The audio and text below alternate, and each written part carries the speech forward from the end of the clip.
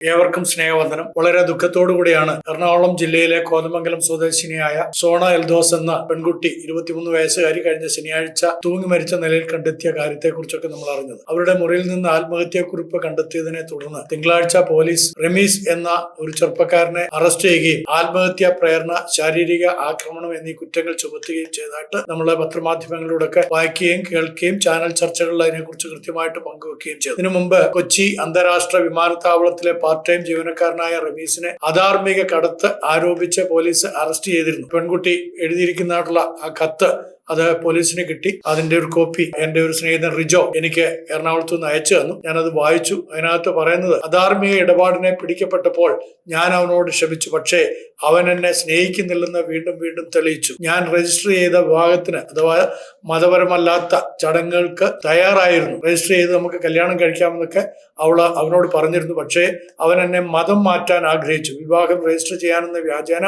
എന്നെ വീട്ടിൽ നിന്ന് പുറത്ത് കൊണ്ടുപോയതിനു ശേഷം അവൻ എന്നെ അവന്റെ വീട്ടിൽ താമസിപ്പിച്ചു. അവിടെ അവന്റെ കുടുംബാംഗങ്ങൾ ഞാൻ മതം മാറണമെന്ന് നിർബന്ധിച്ചു.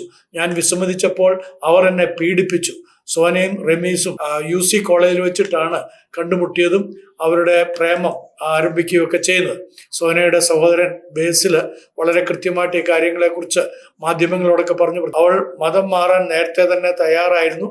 എന്നാൽ 3 മാസം മുമ്പ് അവരുടെ പിതാവ് മരിച്ചിരുന്നു. 1 വർഷത്തിന് ശേഷമാണ് വിവാഹം നടത്തി തരാമെന്ന് ഈ സഹോദരൻ അവളോട് പറഞ്ഞത്. അല്ലെങ്കിൽ മതം മാറണമെങ്കിൽ തന്നെ അതും വീട്ടുകാർക്ക് തടസ്സമില്ലായിരുന്നു എന്നുള്ളത് നോക്കുമ്പോൾ ആ മാതാവും ആ സഹോദരനും ഒക്കെ എത്രമാത്രം ഈ സോനയെ സ്നേഹിച്ചിരുന്നു എന്നുള്ളതും അവളുടെ നന്മ എത്രമാത്രം പ്രതീക്ഷിച്ചിരുന്നു എന്നുള്ളതും നമ്മൾ ചിന്തിക്കണം. അത്രമാത്രം ഹൃദയവിശാലതയുള്ള ആളുകൾക്ക് മാത്രമേ തങ്ങളുടെ മാർഗത്തിൽ നിന്ന് മറ്റൊരു മതത്തിലേക്ക് തൻ്റെ മകള് പോകുമ്പോൾ അത് ഉൾക്കൊള്ളാനായിട്ട് കഴിയുള്ളൂ. അപ്പൊ അത്ര ഹൃദയവിശാലത ഉണ്ടായിരുന്ന ആ അമ്മയും സഹോദരനും അവളോട് ആവശ്യപ്പെട്ടത് 1 വർഷം കഴിയട്ടെ, അങ്ങനെയാണെങ്കിൽ നിനക്ക് പോയി വിവാഹം കഴിക്കാം എന്ന് പറഞ്ഞു. ഈ മാസം ആദ്യം റമീസിനെ അധാർമികമായിട്ടുള്ള ഒരു കാര്യത്തിന്, ഇമ്മോറൽ ട്രാഫിക്, അതിനകത്ത് പിടിക്കപ്പെട്ടതാണ്.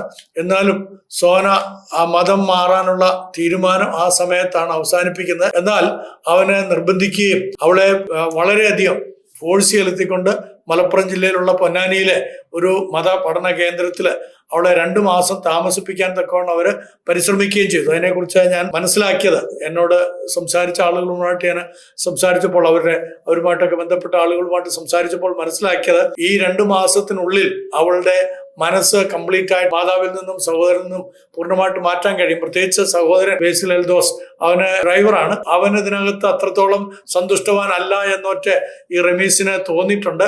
റമീസ് മാത്രമല്ല ഇതിനകത്ത് പ്രതിയായിട്ട് നിൽക്കുന്നത്, അവന്റെ മാതാപിതാക്കളും കൂടാതെ അവന്റെ കൂട്ടുകാരും ഒക്കെ ഇതിന് ശുപാർശ ചെയ്തിരുന്നു എന്നുള്ളതാണ് ഇപ്പോൾ നമുക്ക് മനസ്സിലാക്കാൻ സാധിക്കും. പൊന്നാനിയിൽ കൊണ്ടുവന്ന് 2 മാസം താമസിപ്പിച്ചു കഴിഞ്ഞാൽ അവള് ഈ സഹോദരനോടുള്ള അടുപ്പമൊക്കെ മാറും. പിന്നെ എങ്ങനെയും ആകാൻ, കെട്ടിയാലും കെട്ടിയില്ലേലും കുഴപ്പമില്ല എന്നുള്ള ചിന്തയൊക്കെ വന്നു. നോക്കണം, ഈ റമീസ് എന്ന് പറയുന്ന ഇവനെ കുറിച്ച് വേറെ ചില റിപ്പോർട്ടുകൾ വരുന്നത്, ചില നാളുകൾക്ക് മുമ്പ് അവന് സിയാലിൽ വർക്ക് ചെയ്യുന്നതാണ്. കൊച്ചിന് ഇന്റർനാഷണൽ എയർപോർട്ടിൽ താൽക്കാലിക ജീവനക്കാരനാണ്. അപ്പൊ അവിടെ വെച്ച് ചില ക്രിമിനൽ കുറ്റത്തിലൊക്കെ ഇവൻ പിടിക്കപ്പെട്ടിട്ടുണ്ട് എന്നുള്ള ഒരു ശ്രുതി വരുന്നുണ്ട്. അതൊക്കെ പോലീസ് സ്ഥിരീകരിക്കേണ്ടതായ കാര്യങ്ങളാണ്.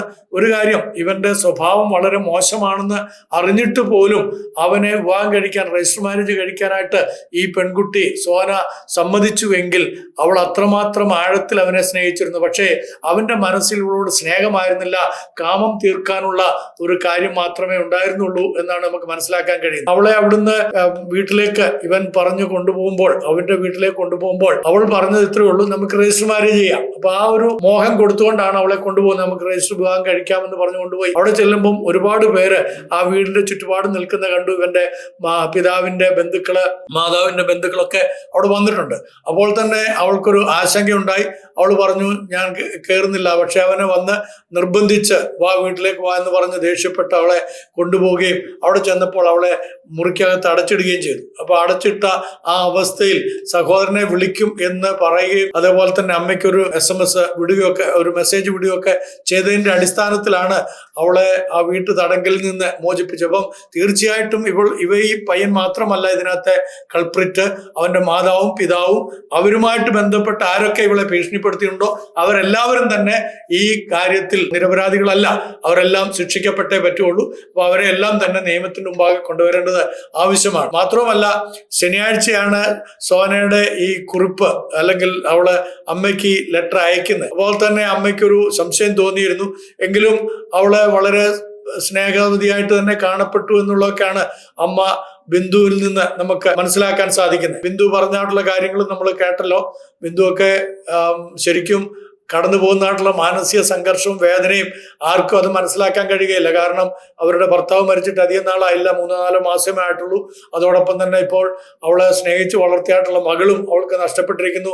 ആ സഹോദരി, ബിന്ദു സഹോദരിയോടുള്ള നമ്മുടെ എല്ലാവരുടെയും, കേരളത്തിലെ എല്ലാ മതേതര മനസ്സുകളുടെയും ഹൃദയം അവളോടൊപ്പമുണ്ട്, പ്രാർത്ഥനയുണ്ട്. ബിന്ദു കർത്താവ് തന്നെ ആശ്വസിപ്പിക്കട്ടെ എന്ന് പറയാനല്ലാതെ മറ്റു വാക്കുകൾ കൊണ്ടൊന്നും ആശ്വസിപ്പിക്കാൻ ഞങ്ങൾക്ക് കഴിയുകയില്ല. ബേസിലെ അത് തന്നെ ഞങ്ങൾക്ക് പറയാനായിട്ടുള്ളൂ. നിങ്ങളെ ദൈവികമായ സമാധാനം കൊണ്ട് നിറയ്ക്കട്ടെ. എന്നാൽ ഇതിനോട് പ്രതികരിക്കുമ്പോൾ ഇതൊരു സാധാരണപ്പെട്ട ഒരു കേസായിട്ട് നമ്മൾ കാണാൻ പാടില്ല. സാധാരണപ്പെട്ട ഒരു ആത്മഹത്യയായിട്ട് നമുക്കിതിനെ കാണാൻ കഴിയുകയില്ല. ഇതിനകത്ത് ഒരുപാട് കാര്യങ്ങൾ നമ്മൾ ചിന്തിക്കേണ്ടതായിട്ടുണ്ട്, ചർച്ച ചെയ്യപ്പെടേണ്ടതായിട്ടുണ്ട്. കേരളത്തിൽ വീണ്ടും ഈ ഒരു വിഷയം, ലവ് ജിഹാദ് എന്നുള്ളൊരു വിഷയം മുന്നോട്ട് വന്നിരിക്കുകയാണ്. ഈ ലവ് ജിഹാദ് എന്നുള്ള ഒരു വിഷയം വർഷങ്ങൾക്ക് മുമ്പ് ഇവിടെ പറഞ്ഞു വന്ന് അങ്ങനത്തെ ഒരു അജണ്ട ഉണ്ട് എന്നുള്ളത് കൃത്യമായിട്ട് ചില രേഖകൾ വെച്ചുകൊണ്ട് തന്നെ പറഞ്ഞു. പക്ഷെ ആ പേരോ അല്ലെങ്കിൽ അതേപോലുള്ള നിയമസാധുതയുള്ള വാക്കുകളല്ല എങ്കിൽ പോലും ഇത് ആ കൊടും ചതിയാണ്, പ്രണയച്ചതി, പ്രണയക്കുരുക്ക്. ഇതൊരു ട്രാപ്പ്. ഞാൻ അതിനെ ലവ് ജിഹാദ് എന്ന് വിളിക്കാൻ ഒരിക്കലും ഇഷ്ടപ്പെടുന്നില്ല. ഇതിനെ ട്രാപ്പ് ജിഹാദ് എന്നാണ് ഞാൻ പേരിട്ടിരിക്കുന്നത്. ഇത് പലപ്പോഴും ഞാൻ പറഞ്ഞിട്ടുള്ളതാണ്. നമ്മളൊരു കാര്യം ഓർക്കണം, ഒരുപാട് കേസുകൾ ഇതുപോലെ പല സ്ഥലങ്ങളിൽ വരുന്നുണ്ട്. പ്രദേശങ്ങളിലൊക്കെ ഒരുപാട് കുട്ടികൾ ആ വിധത്തിൽ മതം മാറി പോകുന്നതായിട്ടൊക്കെ കേൾക്കുകയും കാണുകയും അറിയുകയും ഇടപെടുകയും ഒക്കെ ചെയ്യുന്ന ഒരു വ്യക്തിയാണ് ഞാൻ. അപ്പൊ അതുകൊണ്ട് തന്നെ എനിക്ക് ചില കാര്യങ്ങൾ എൻ്റെ മക്കളോടെന്നുള്ള നിലയിൽ പെൺകുട്ടികളോട് പറയാനായിട്ടുണ്ട്. അതിൽ ഒന്നാമത്തെ എൻ്റെ നിങ്ങളോടുള്ള ഒരു ചോദ്യം ഇതാണ്: ഈ പ്രണയം എന്തിനു വേണ്ടിയിട്ട്? നിങ്ങളൊരു ചെറുപ്പക്കാരനെ പ്രേമിക്കുകയാണെങ്കിൽ, പ്രേമിക്കുന്നത് തെറ്റൊന്നുമല്ല, പ്രണയം നല്ലതാണ്. നമുക്കൊക്കെ പ്രണയത്തിനുള്ള അഭിരുചിയുണ്ട്. നമ്മളൊക്കെ അതിന് ഉതകുന്ന തരത്തിലുള്ള ഹോർമോൺസ് നമ്മളിൽ പ്രൊഡ്യൂസ് ചെയ്യപ്പെടുന്നുണ്ട്. അപ്പൊ അതിനൊന്നും വേണ്ട എന്നൊന്നും പറയാൻ പറ്റുകയില്ല. പക്ഷേ നിങ്ങളോട് തന്നെ ചോദിക്കേണ്ടതായ ഒരു ചോദ്യമാണ് നിങ്ങളോട് ഞാൻ ഇപ്പോൾ ചോദിക്കുന്നത്. ഈ പ്രണയം എന്തിനു വേണ്ടി? കല്യാണത്തിനോ, അതോ കാമം തീർക്കാനായിട്ടാണോ, അതോ സാമ്പത്തിക നേട്ടത്തിനായിട്ടാണോ, അതോ മതപരിവർത്തനത്തിനായിട്ടാണോ? ആ ഒരു ചോദ്യം നിങ്ങളെ പ്രണയിക്കുന്ന അല്ലെങ്കിൽ നിങ്ങൾ പ്രണയിക്കുന്ന ആ പ്രണയത്തെക്കുറിച്ച്, വ്യക്തിയെക്കുറിച്ച് കൃത്യമായിട്ടൊന്ന് ചോദിക്കണം. നമുക്കറിയാമല്ലോ, ചില സമയത്തൊക്കെ ചില ആളുകൾ പറയാറുണ്ട്, അണ്ടിയോട് അടുക്കുമ്പോഴേ മാങ്ങയുടെ പുളി അറിയാവും. എന്നാൽ ചില മാങ്ങയുടെ ആ ഫലം കാണുമ്പോൾ തന്നെ നമുക്കറിയാം, മാവിന്റെ ആ ഇത് കൊണ്ട് തന്നെ നമുക്കറിയാം ഇത് കിളിച്ചുണ്ടൻ മാങ്ങയാണോ മൂവാണ്ടൻ മാങ്ങയാണോ, അതിന്റെ പുളി എത്രത്തോളം ഉണ്ടാകുമെന്നൊക്കെ പല വിധത്തിലുള്ള അനുഭവം കൊണ്ടൊക്കെ അറിയാമല്ലോ. അതുകൊണ്ട് തന്നെ അത് രുചിച്ച് നോക്കാതെ തന്നെ പറയാൻ കഴിയുന്നതാണ് ജ്ഞാനം, വിവേകം എന്ന് പറയുന്നത്. അത് പ്രാപിക്കാൻ തക്കവണ്ണം പ്രണയത്തിലേക്ക് കടക്കുന്ന ഓരോ ചെറുപ്പക്കാരനും ചെറുപ്പക്കാരിയും രണ്ടു കൂട്ടരും അത് കൃത്യമായിട്ട് ആലോചിക്കണം. ഒന്നാമത്തെ ചോദ്യം നിങ്ങൾ ചോദിക്കേണ്ടത് ഈ പ്രണയം എന്തിനു വേണ്ടിയിട്ടാണ്? രണ്ടാമത്തെ ചോദ്യം, ഈ പ്രണയം എൻ്റെ മാതാപിതാക്കളെയും കുടുംബത്തെയും എങ്ങനെ ബാധിക്കും? ഞാൻ പ്രണയിക്കുന്നതായിട്ടുള്ള ഈ പയ്യൻ അല്ലെങ്കിൽ ഈ പെൺകുട്ടി, ആ പെൺകുട്ടിയുമായിട്ടുള്ള എൻ്റെ ദാമ്പത്യ ജീവിതം മുന്നോട്ട് നയിക്കാൻ ഞാൻ കൊതിക്കുകയാണെങ്കിൽ അത് ഏത് വിധത്തിലായിരിക്കും എൻ്റെ മാതാപിതാക്കളെ ബാധിക്കുക? താൽക്കാലികമായിട്ടുള്ള ഒരു രസത്തിന് വേണ്ടിയിട്ടാണ് പ്രണയമെങ്കിൽ ആ പ്രണയം സ്വാഭാവികമായിട്ട് അസ്തമിക്കും. കാരണം നമ്മുടെ തലച്ചോറിനകത്ത് പ്രൊഡ്യൂസ് ചെയ്യപ്പെടുന്നതായിട്ടുള്ള ഡോപ്പോമിൻ എന്ന് പറയുന്ന ആ ഹോർമോണ് അധികാലം നിൽക്കുകയിൽ 1.5 വർഷം അഥവാ 18 മാസം മാത്രമേ നിലനിൽക്കുകയുള്ളൂ. അത് കഴിയുമ്പോൾ അത് പൊട്ടിപ്പോകും. പക്ഷേ ഈ 1.5 മാസത്തിനുള്ളിൽ ഒരുപാട് അപകടങ്ങളിലേക്ക് ചെന്ന് വീഴും എന്നത് യാതൊരു സംശയമില്ല. അതുകൊണ്ട് തന്നെ നമ്മൾ ഈ പ്രണയത്തെക്കുറിച്ചുള്ള ആദ്യത്തെ ചോദ്യം ചോദിക്കേണ്ടത്, എന്തിനാണ് ഈ പ്രണയത്തിൽ ഞാൻ കുരുങ്ങുന്നത്, ഈ പ്രണയത്തിൽ ഞാൻ വീഴുന്നത്? ആ ഒരു ചോദ്യം എല്ലാ കുട്ടികളും സ്വയമേ ചോദിക്കുന്നത് നന്നായിരിക്കും. മൂന്നാമത്തെ എൻ്റെ ചോദ്യം, നിങ്ങളോടുള്ള ചോദ്യവും നിങ്ങൾ ചോദിക്കേണ്ടതും ഈ പ്രണയം എൻ്റെ കരിയറിനെ എങ്ങനെ ബാധിക്കും, എൻ്റെ കരിയറിനെ, എൻ്റെ പഠനത്തെ, എൻ്റെ ജോലിയെ, എൻ്റെ ജീവിത സാഹചര്യങ്ങളെ ഇതെങ്ങനെ ബാധിക്കും എന്നുള്ളത് നിങ്ങൾ ചോദിക്കണം. 4ാമത്തെ ചോദ്യം, ഈ പ്രണയം എൻ്റെ ഭാവിയെ എങ്ങനെ ബാധിക്കും? ഞാൻ താൽക്കാലികമായിട്ട് ഒരു പ്രേമത്തിൽ ഏർപ്പെടുന്നു, നമുക്കറിയാവുന്ന പോലെ ടീനേജിലേക്കോ അതിന് മുമ്പ് തന്നെ ഈ പ്രണയമൊക്കെ കുട്ടികളുണ്ടാവും. നമ്മളൊക്കെ ആ ജീവിത സാഹചര്യങ്ങളിലൂടെയൊക്കെ കടന്നു പോയുന്നവരാണല്ലോ. അപ്പൊ നമുക്ക് കുട്ടികളെ ഒന്നും വഴക്ക് പറയാനോ അല്ലെങ്കിൽ ശകാരിക്കാനോ അത് പാടില്ല എന്ന് പറയാനോ ഒന്നും നമുക്ക് അവകാശമില്ല. എല്ലാ മനുഷ്യരിലും ഈ പ്രണയത്തിന്റെ ഒരു ത്വരയുണ്ട്.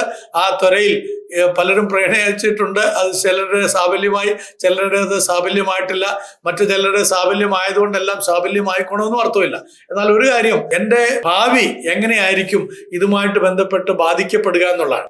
ചില കോളേജിലും സ്കൂളിലൊക്കെ പഠിക്കുന്ന സമയത്ത് പ്രേമിക്കുന്ന ആ പ്രേമം കുറച്ചു കാലത്തേക്കൊക്കെ നിൽക്കും. അത് ചിലരങ്ങ് പബ്ലിഷ് ചെയ്യും. എന്നിട്ട് പിന്നീട് കല്യാണം കഴിക്കാൻ നോക്കുന്ന സമയത്ത് ഈ വ്യക്തി ആയിരിക്കത്തില്ല വിവാഹം കഴിക്കുക, മറ്റൊരാളെ ആയിരിക്കും. അപ്പോൾ ഈ വിവാഹം കഴിക്കാതെ നിൽക്കുന്ന വ്യക്തിക്ക് ജീവിത പങ്കാളിയെ കിട്ടാതെ വരികയും ചെയ്യുന്ന ഒരുപാട് സാഹചര്യങ്ങൾ ഉണ്ടായിട്ടുണ്ട്, ഒരുപാട് അനുഭവങ്ങൾ ഉണ്ടായിട്ടുണ്ട്. അതൊക്കെ ഒരുപാട് ആളുകളെ ബാധിക്കുന്നതാണ്, സമൂഹത്തെ തന്നെ ബാധിക്കുന്നതാണ്. ഇതൊരു വ്യക്തിയെ മാത്രം ബാധിക്കുന്നതല്ല ഈ പ്രണയം എന്ന് പറയുന്നത്. ഈ വ്യക്തിയുമായിട്ട് ബന്ധപ്പെട്ട് നിൽക്കുന്ന ഒരു സമൂഹത്തെയും രാഷ്ട്രത്തെയും പോലെ ബാധിക്കുന്നതാണെന്നുള്ളത് മറന്നു പോരുത്. അതുകൊണ്ട് തന്നെ ഇതിനകത്ത് വളരെ ബുദ്ധിയോടുകൂടെയും പരിജ്ഞാനത്തോടുകൂടെയും വിവേകത്തോടുകൂടെ മാത്രമേ പ്രണയത്തിലേക്ക് ഇറങ്ങാവൂ. പ്രേമത്തിന് കണ്ണില്ല മൂക്കില്ല എന്നൊക്കെ പറഞ്ഞാലും അതൊക്കെ വിവരക്കേടിന്റെ അങ്ങേയറ്റമാണ്. കണ്ണുകൊണ്ട്, മൂക്കുമുണ്ട്, നാക്കുമുണ്ട്. അതാണ് ഇപ്പൊ സോന അനുഭവിച്ചത്. അവളുടെ മാതാവ് ബിന്ദുവും അവളുടെ സഹോദരനും ഒക്കെ കടന്നു പോകുന്ന വേദന എത്ര വലുതാണ്. അങ്ങനെ എത്ര ബിന്ദുമാർ, എത്ര ബേസിൽമാർ ഇപ്പോൾ ഈ ഞാൻ സംസാരിച്ചുകൊണ്ടിരിക്കുമ്പോൾ തന്നെ വേദനയിലൂടെ, ഈ തരത്തിലുള്ള വേദനയിലൂടെ കടന്നു പോകുന്നു. 5ാമത്തെ എൻ്റെ ചോദ്യം, നിങ്ങളോടുള്ള ചോദ്യം, എൻ്റെ ഈ പ്രണയം സാമൂഹ്യ ബന്ധത്തെ എങ്ങനെ ബാധിക്കും? സാമൂഹ്യ ബന്ധത്തെ എന്ന് പറഞ്ഞു കഴിഞ്ഞാൽ എനിക്കറിയാവുന്ന ഒരുപാട് കേസുകെട്ടുകളുണ്ട്. പ്രണയിച്ചു പോയി, പക്ഷേ കല്യാണമൊക്കെ കഴിഞ്ഞ് അവരെ ഒരുമിച്ച് ഇങ്ങനെ ജീവിക്കും. അവരുടെ കുടുംബങ്ങളിൽ നടക്കുന്ന ചില വിവാഹങ്ങളോ അല്ലെങ്കിൽ ഈവൻ ചില മരണങ്ങളോ അതിലൊന്നും തന്നെ ഇവർക്ക് പങ്കെടുക്കാൻ കഴിയാതെ ദൂരത്ത് മാറുകയും ഒറ്റപ്പെടുകയും ചെയ്യുന്ന അനുഭവങ്ങൾ ഉണ്ടാകും. അപ്പൊ എല്ലാവരും ഞങ്ങളെ ഒറ്റപ്പെടുത്തുന്നേ, ആരും ഞങ്ങളെ സഹായിക്കാനില്ലേ എന്ന് നിലവിളിച്ചിട്ട് കാര്യമില്ല. കാരണം നിങ്ങളുടെ തെരഞ്ഞെടുപ്പ് മോശമായതുകൊണ്ട് അല്ലെങ്കിൽ ആ തെരഞ്ഞെടുപ്പ് സുഗമമല്ലാഞ്ഞതുകൊണ്ടാണ് ആ തരത്തിലൊക്കെ ഉണ്ടായത്. അതുകൊണ്ട് നമ്മള് സാമൂഹ്യ ജീവികളാണ്. We are a social beings. അതുകൊണ്ട് തന്നെ സാമൂഹ്യപരമായിട്ടുള്ള ഉത്തരവാദിത്തങ്ങളും സാമൂഹ്യമായ കടമകളും അതോടൊപ്പം തന്നെ സാമൂഹികമായ പ്രതിബദ്ധതകളും ഒക്കെ നമുക്കുള്ളപ്പോൾ അത് നിറവേറ്റുവാൻ തക്കവണ്ണം ഉതകുന്ന തരത്തിലുള്ള പ്രണയമാണ് ജീവിതത്തിൽ ഏറ്റവും ഭാസുരത നൽകുന്നത്. 6ാമത്തെ എൻ്റെ ചോദ്യം, എൻ്റെ ദൈവവും ഞാനുമായുള്ള ബന്ധം എങ്ങനെ ഈ പ്രണയം മുഖാന്തരം ബാധിക്കപ്പെടും? ദേവാലയത്തിൽ പോകാൻ എനിക്ക് സ്വാതന്ത്ര്യം ഉണ്ടാകുമോ? ദൈവത്തെ ആരാധിക്കാൻ, ദൈവമക്കളെ കാണുവാൻ, കൂട്ടായ്മ ആചരിക്കുവാൻ എനിക്ക് സ്വാതന്ത്ര്യം ഉണ്ടാകുമോ? എൻ്റെ കുഞ്ഞുങ്ങളെ സൺഡേ സ്കൂൾ പഠിപ്പിക്കാൻ സാധിക്കുമോ? ഞാൻ പാലിച്ചു പോരുന്നതായിട്ടുള്ള എൻ്റെ വിശ്വാസ പ്രമാണത്തിൽ അടിയുറച്ചു നിൽക്കുവാനായിട്ട് എനിക്ക് സാധിക്കുമോ? സാധിക്കില്ല എന്നാണ് നിങ്ങൾക്ക് ഉത്തരമെങ്കിൽ ആ പ്രണയം ദൈവഹിത പ്രകാരമല്ല എന്ന് തിരിച്ചറിഞ്ഞ് നിങ്ങൾക്ക് മനസ്സിന് എത്ര താല്പര്യമുണ്ടെങ്കിലും അത് മാറ്റിവെക്കുവാനുള്ള മനസ്സുണ്ടെങ്കിൽ ദൈവം നിങ്ങളെ മാനിക്കുകയും നിങ്ങൾക്ക് യോജ്യമായിട്ടുള്ള കുടുംബജീവിതം, സമൂഹത്തിന് പ്രയോജനകരമായ കുടുംബജീവിതം നൽകി തരികയും ചെയ്യും. ഒരു പള്ളിയിലച്ഛൻ എന്നുള്ള നിലയിൽ എൻ്റെ കുട്ടികളോട്, എൻ്റെ വിദ്യാർത്ഥികളോട്, എൻ്റെ ഇടവക ജനങ്ങളോട്, ഞാനുമായി ബന്ധപ്പെടുന്ന സമൂഹത്തോട് ഞാൻ എപ്പോഴും പറയുന്നൊരു കാര്യം, പ്രണയം നിങ്ങൾക്ക് അനിവാര്യമാണ്. നിങ്ങൾ പ്രണയിക്കണം. അത് വിവാഹാനന്തരമുള്ള പ്രണയമാണെങ്കിൽ ഏറ്റവും സുഗമവും ഏറ്റവും അനുഗ്രഹവും ഏറ്റവും മാധുര്യവുമായിരിക്കും. കാരണം എന്താണെന്ന് വെച്ച് കഴിഞ്ഞാൽ വിവാഹത്തിന് മുമ്പുള്ള പ്രണയത്തിൽ നിങ്ങൾ ഒരുപാട് സ്വപ്നങ്ങൾ കാണും. വിവാഹത്തിന് ശേഷം ആ പ്രണയം താറുമാറിലാകുകയും നിരാശപ്പെടുത്തുകയും ചെയ്യും. അപ്പോൾ നിലവിളിച്ചിട്ട് കാര്യമില്ല. അച്ഛന്മാരും സിസ്റ്റേഴ്സും അല്ലെങ്കിൽ പാസ്റ്റർമാരും അല്ലെങ്കിൽ എൽഡേഴ്സും ഒന്നും നിങ്ങളെ ആ സമയത്ത് കണ്ടുവെന്ന് വരികയില്ല. അതുകൊണ്ട് അവരെ കുറ്റപ്പെടുത്താനും അവരെ ചീത്ത വിളിക്കാനും അവർക്കെതിരെ നിങ്ങളെ മുറവിളി കൂട്ടിയിട്ടും കാര്യമുണ്ടാകുകയില്ല എന്ന് അറിയിച്ചുകൊണ്ട് ഇനിയും ആരും പ്രണയക്കുരുക്കിൽ വീഴരുത് എന്നുള്ള അഭ്യർത്ഥനയോടുകൂടെ ഇത് നിങ്ങൾക്ക് സമർപ്പിക്കുന്നു. നിങ്ങളിത് ഇഷ്ടപ്പെട്ടുവെങ്കിൽ നിങ്ങളുടെ എല്ലാ പ്രിയപ്പെട്ടവർക്കും ഇത് അയച്ചു കൊടുക്കുക. ഒന്ന് സബ്സ്ക്രൈബ് ചെയ്യുകയും കൂടെ ചെയ്താൽ ഏറ്റവും നന്നായിരിക്കും. Thank you very much.